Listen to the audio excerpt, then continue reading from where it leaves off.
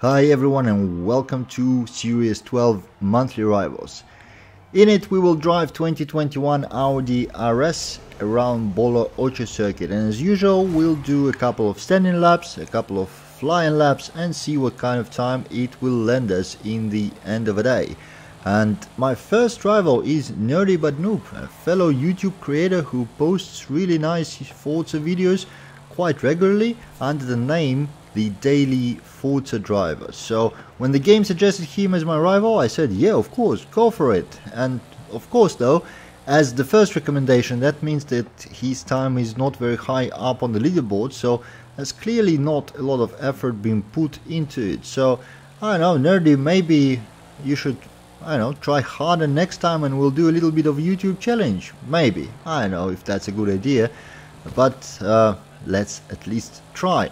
Now coming up to the end of the first lap, you can see quite a bit faster than the target time, but that is always the case with the first time. So next time should be a little bit more challenging, and you can see AudiDoo is on his flying lap, but we still should be able to beat that time on the standing lap. Now Bola Ocho is a really short circuit, under 2 kilometers, so just over 1 mile long, and basically has about 10 or so corners overall, depending on how you count the bends. And yeah, it being a short tight circuit with a lot of tight corners, it has preference for the handling cars, not so much for the power cars, but this Audi RS7 really handles well on it and is a pleasure to drive, and it sounds also very nice. So as opposed to last month's EV rivals, which I hated to guts with the Xpeng P7, the RS7 seems to be much more pleasant.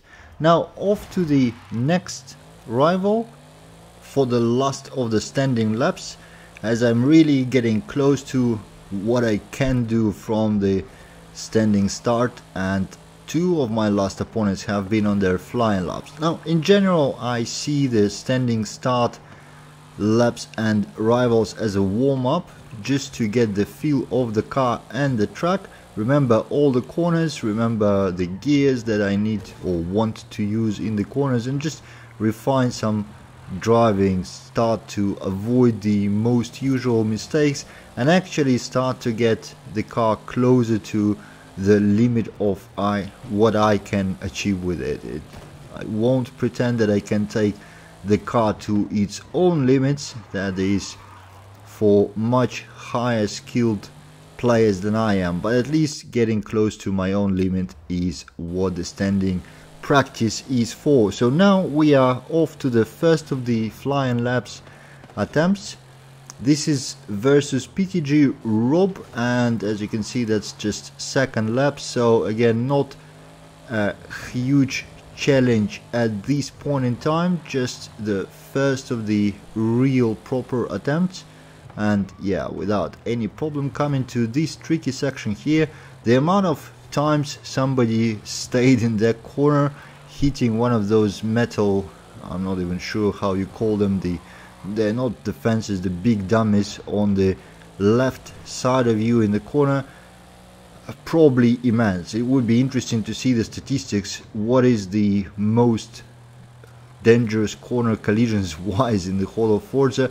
This one wouldn't be far from the least. Now off to the next one. Aeqnx took me a little bit longer to beat. You can see it's the lap number 3, but also I am starting to see myself flatlining. I know I'm losing a lot of time on the first sector. That is my observations with the previous attempts. Even the times that I have beaten quite easily seem to be a bit faster in the first section, while I catch up in the second. And this is something to work on, but I'm not quite sure how. I can't get the grasp of the flow of the first 2 or 3 corners where you carry the speed through them. I seem to lose a lot of time. So that's it with the Aeqnx, and that's gonna be my last attempt here. Now you can see the lap counter is now at 13, much higher than anywhere before. And again, you can observe what I just said right here. I lost, what is it, almost probably 4/10 of a second to my rival just in the first section. Now going through this tricky corner, I'm getting a little bit closer, almost passed, but went way too wide, so lost the advantage I just got and started catching up right here, coming into the final section with a better exit from the previous corner, braking a little bit later in the final one and get better acceleration out of it to just barely beat it. And of course Forza decided that this time doesn't count and didn't register my rival, so I got quite a bit upset and quit at this point. Hope you enjoyed the video and thank you for watching. I'll see you in the next one.